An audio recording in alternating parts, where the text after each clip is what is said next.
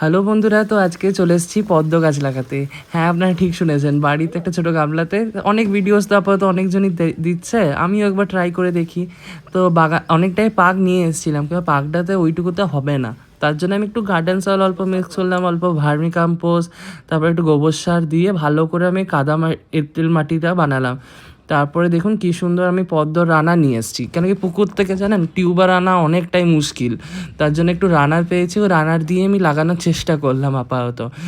ভিডিওতে তো অনেকজনই অনেক কিছু দেখাচ্ছে, অনেক কিছু ওষুধ দিচ্ছে, আপাতত দেখি আমি লাগাতে পারি আদেও কি না। আমার তো এটা অনেক বড় একটা শখ ছিল, তাই সে শখটা আপাতত পূর্ণ করছি।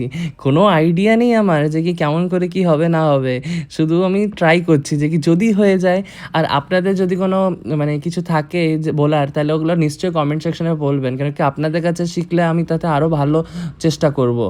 আর এরপরে আমি আপাতত ভালো করে পদ্ম গাছটাকে বসিয়ে নিয়েছি। তারপরে ধীরে ধীরে ধীরে ধীরে আবার জল দিতে হবে।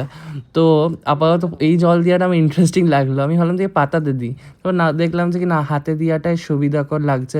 এখানে কাদা মাটির ওপরে যদি দিই না, তাহলে ওখানটা গর্ত হয়ে যাবে, তাহলে আবার গাছটাতে আবার যদি প্রবলেম হয়। তার জন্য আস্তে আস্তে আস্তে আস্তে করে আমি ওই জলটা দিয়ে দিলাম। তারপরে গামলাটা পুরো ভরে গেছে ভালো করে, একটু ধুলো ময়লা দেখা যাচ্ছে, কিন্তু আপাতত দেখি ওগুলো পরে আবার সেটেল ডাউন হয়ে যাবে। বাগান বিলাস করা একটা সত্যি খাটুনের ব্যাপারই হচ্ছে। তারপর কিছুদিন পর, মোটামুটি 3 দিন পর দেখলাম নতুন নতুন পাতা বার হচ্ছে।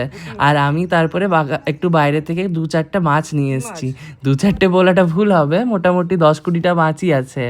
তো আর আপাতত বড় বড় যে পাতাগুলো দেখলেন না, ওইগুলো একটু শুকিয়ে গেছিলো, তার জন্য ওইগুলোকে আমি কেটে দিয়েছিলাম। আর তারপরে পদ্ম পুকুরে মাছ ছেড়ে দিচ্ছি যেন মশা টশা না হয়, তার জন্যে।